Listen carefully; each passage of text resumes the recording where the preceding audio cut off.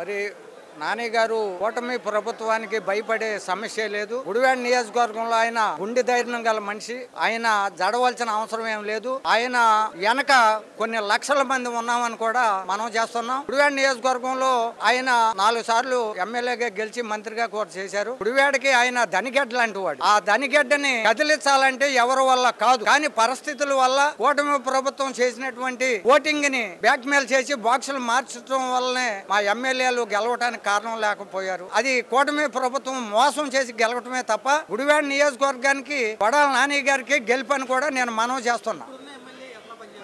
ఇప్పుడున్న ఎమ్మెల్యే గారు చేయాలంటే ఆయన యొక్క రోడ్ల పరిస్థితులు గాని ఆయన యొక్క నడక గాని ఏమి ఇంతవరకు నియోజకవర్గంలో ఆయన చేసింది ఏమీ లేదు. ఆయన అంతకు ముందు నీకు 15,000 నీకు 15,000 నీకు 16,000 అని చెప్పి మరి కూటమి ప్రభుత్వం వాగ్దానం అయితే ఏదైతే చేసిందో అది ఇంతవరకు కొనసాగల. నిన్నగాక మనం మా వైఎస్ రాజశేఖర రెడ్డి గారు ఇటుకో గృహాలు ఇస్తే మీరు లోన్లు కట్టవసరం లేదు, మా ప్రభుత్వం మేము కడతామని చెప్పడం కూడా జరిగింది. తర్వాత బ్యాంకు వాళ్ళు వెళ్ళి ఇటుకో జగన్ గారి కాలనీలోకి వెళ్ళి వాళ్ళు ఉండటానికి లేదని మహిళలందరినీ ఒత్తిడి చేయడం కూడా జరిగింది. అదేనా మా గుడివాడ ఎమ్మెల్యే గారు చేసే ప్రభుత్వం అని కూడా ఖండిస్తున్నాను నేను. ఆ రోజున ఇచ్చిన హామీలని దొంగలో తొక్కి 18 నెలలు గడుపుతున్నా గానీ గుడివాడ నియోజకవర్గానికి ఏమి బాగు చేయలేదు. వెంటనే డిట్కో ఇళ్ళకి ఏదైతే వాగ్దానాన్ని ఇచ్చి ఆ బిల్లులు మేము కడతామన్నారో డిట్కో ఇల్లు ఇచ్చినటువంటి అందరికి మహిళలకు అందరికి ఎన్నికల రాము గారు మరి ఆ బిల్లులు కట్టి వాళ్ళకి సహకరించి నువ్వు అన్న మాట ప్రకారం వాళ్ళకి సహకరించవలసిందిగా మేము అందరం డిమాండ్ చేస్తున్నాం.